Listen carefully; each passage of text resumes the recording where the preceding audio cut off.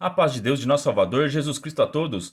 Sejam todos muito bem-vindos a mais um devocional aqui do meu canal, para a honra e glória do Senhor Jesus Cristo. Hoje nós vamos estudar o livro de 1 Samuel, capítulo 19, e os assuntos do vídeo de hoje serão: porque, mesmo nós nos esforçando para fazer o melhor, para fazer a vontade de Deus e ajudar nosso próximo, acontecem tantas coisas ruins conosco, né? Parece que quanto mais você se dedica a fazer a vontade de Deus e ajudar o teu próximo, mais perseguição, difamação acontece na tua vida, né? Então, isso não acontece só comigo, com você. Enquanto a humanidade estiver decaída, enquanto nós vivermos nesse reino que caiu no pecado, desde a época de Adão e Eva, isso vai acontecer, porque está dividido. Existe joio, existe trigo, e existe luz e trevas. Isso só vai cessar quando Jesus Cristo voltar. E os ímpios serão condenados e os justos viverão o milênio com Cristo. E neste governo, todos serão bons e todos vão regozijar a felicidade de viver o amor de Cristo. Então, aqui neste capítulo, vai falar sobre o rei Davi, que é o homem segundo o coração de Deus.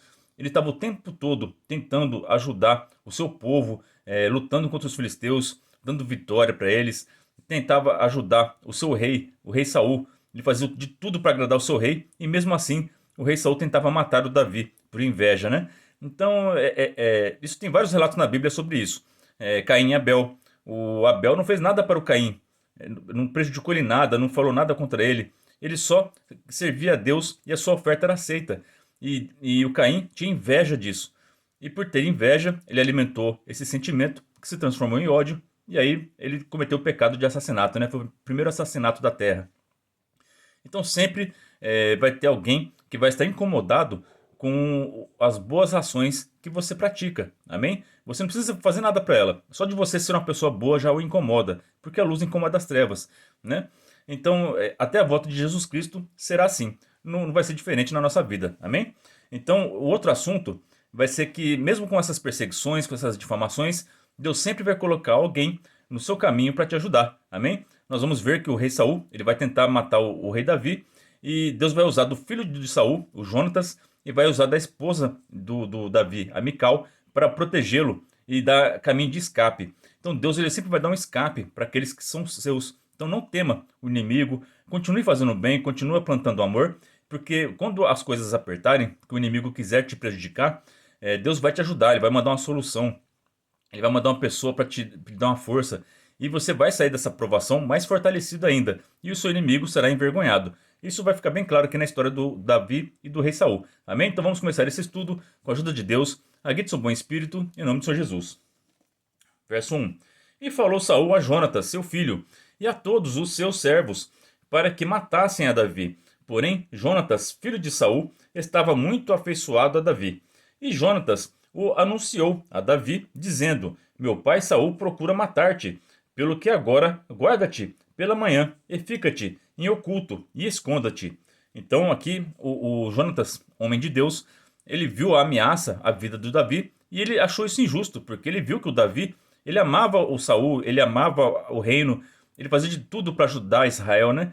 Então ele não achou justo a atitude do pai dele de matar um homem inocente. Então, nós cristãos devemos sempre alertar aqueles que nós vemos que está sendo injustiçado, aquele que está correndo perigo de vida, ou que está sendo difamado. Se você sabe a verdade, que aquela pessoa é inocente, nós devemos lutar e batalhar para inocentar aquela pessoa, para ajudar aquela pessoa a ser salva, fazer de tudo para que essa pessoa tenha um escape, tenha a ajuda de Deus. Então é nosso dever ajudarmos as pessoas que são justas, amém? E se você conhece também aquele que é injusto, que está fazendo alguma coisa que é ilegal, que é crime, você deve denunciar também, amém? Esse é o dever de um cristão, é justiça, tá bom? Aqui o Jonatas ele está sendo justo, procurando salvar a vida do seu amigo, que ele amava como se fosse a si mesmo, né? Como a gente viu no capítulo anterior, eles eram irmãos de batalha, de fé, tinham os mesmos sentimentos de libertar o povo, de governar com justiça. Então ele não poderia deixar o seu pai tomar uma atitude injusta dessa, né? Está escrito na palavra, né? Quando a pessoa sabe o bem e não pratica, ela está pecando, né? Então ele sabia que Davi era justo, então nada mais correto do que ajudar o seu amigo, né? E sairei, eu e estarei à mão de meu pai no campo em que estiveres, E eu falarei de ti a meu pai, e verei o que houver, e te anunciarei. Então ele foi conversar com o pai dele para confirmar se realmente o Saul estava com planos de matá-lo, né? Verso 4. Então Jonatas falou bem de Davi a Saul, seu pai, e disse-lhe: Não peque o rei contra seu servo Davi, porque ele não pecou contra ti, e porque os seus feitos te são muito bons. Porque pôs a sua alma na mão e feriu aos filisteus, e fez o Senhor um grande livramento a todo Israel. Tu mesmo o viste, e te alegraste, porque, pois, pecarias contra o sangue inocente, matando a Davi sem causa? Então aqui ele defendeu muito bem falou a verdade para Saul, confrontou o seu pai dizendo a verdade, né? Então sempre confronte as pessoas que estão na mentira, as pessoas que estão na injustiça com a verdade. E a verdade é Cristo Jesus. Sempre apresente Cristo falando com amor e você será prevalecido, tá? Não fale com arrogância, fale com amor e apresentando a palavra de Deus. E Deus, ele vai te ajudar pelo poder do Espírito Santo a você resolver essa causa, amém? Verso 6. E Saul deu ouvido à voz de Jonatas, e jurou Saul: Vive o Senhor, que não morrerá. Né? Então aqui o Saul jurou, né? Só que quando um ímpio jura, esse juramento não tem muito valor, né? Porque a pessoa quebra, porque ela não tem temor, ela não tem palavra, ela não tem honra.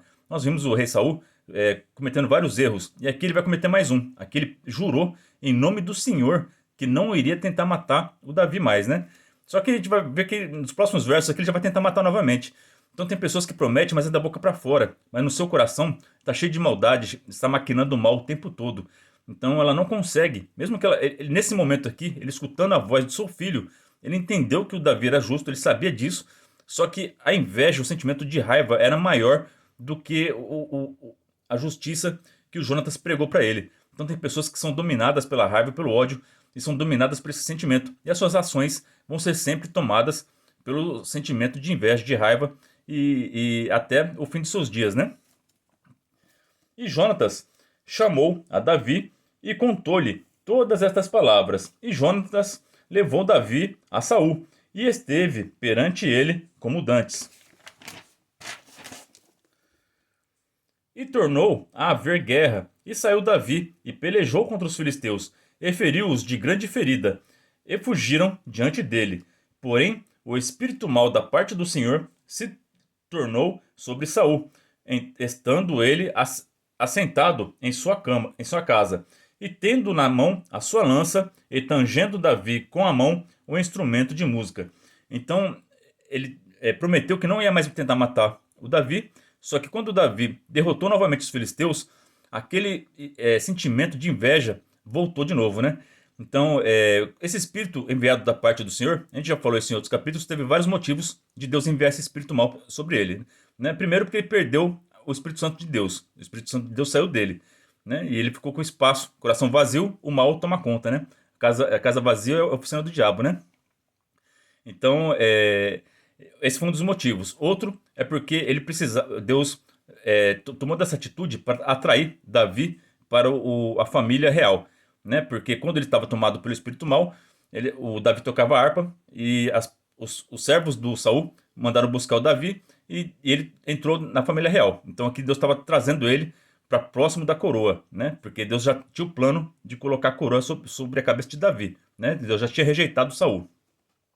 E vários motivos. E aqui também para representar o bem e o mal, né? O Saul, ele tipifica o mal, o anticristo que persegue os cristãos, né? E o Davi, ele representa a Cristo e representa aqueles que seguem a Cristo, né? Que sempre vai ser perseguido pelo mal, mas Deus vai livrar Deus livra essas pessoas de tudo e elas vão, se forem fiéis até o fim, vão herdar a coroa da vida eterna. Santo é Deus.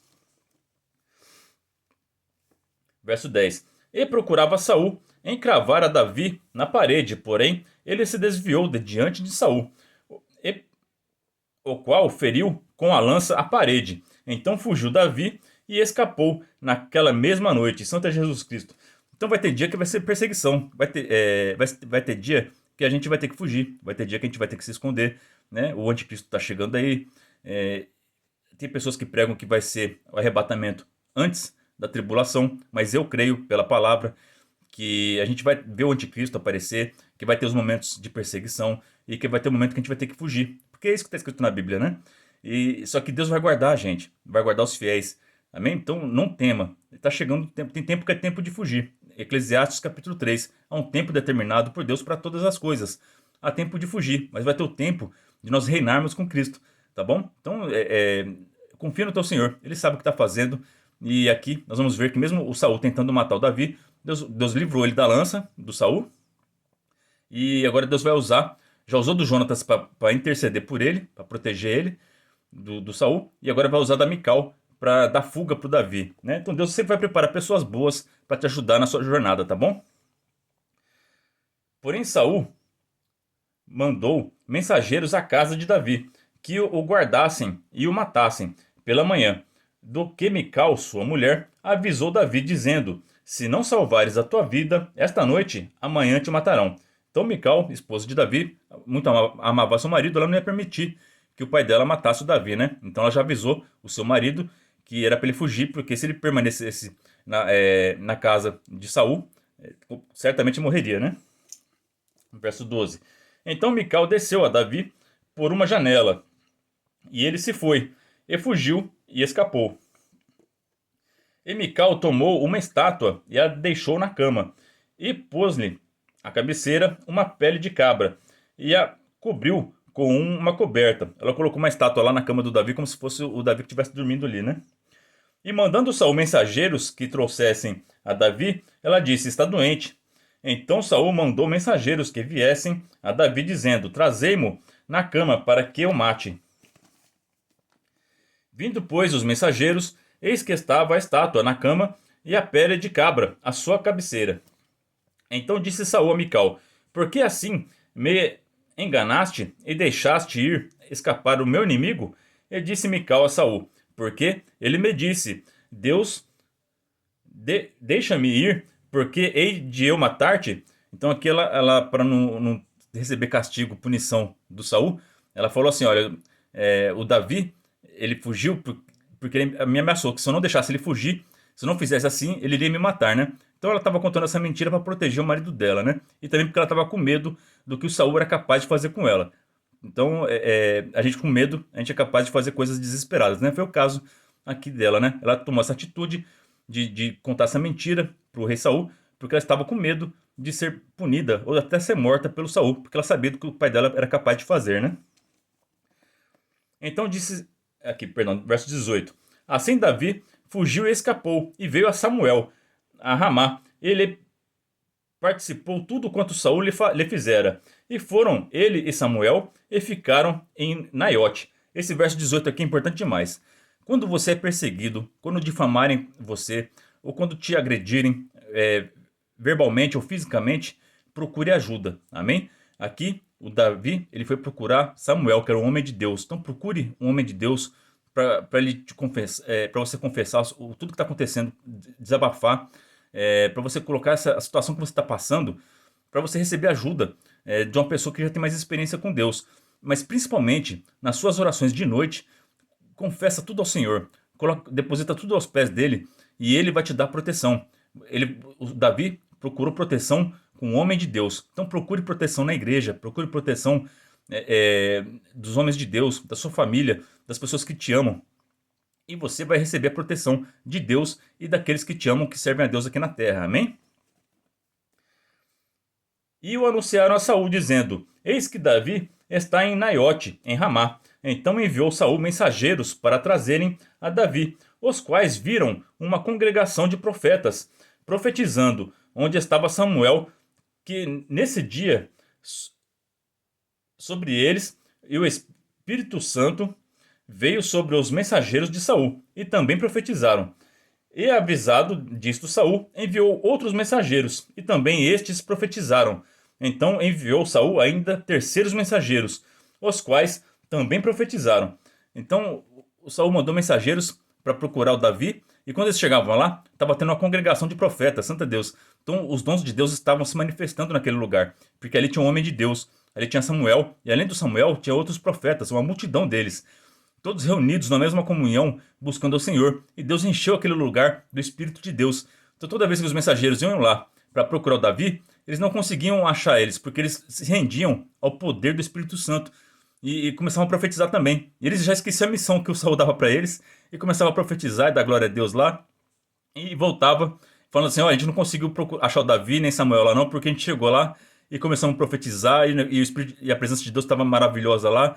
E a gente não conseguiu cumprir suas ordens, rei Saul. Aí ele mandou três vezes mensageiros lá. E as 3 vezes eles foram tomados pelo Espírito Santo e não conseguiram cumprir a missão deles. Porque Deus estava guardando Davi dos olhos do seu perseguidor. Santo é Deus.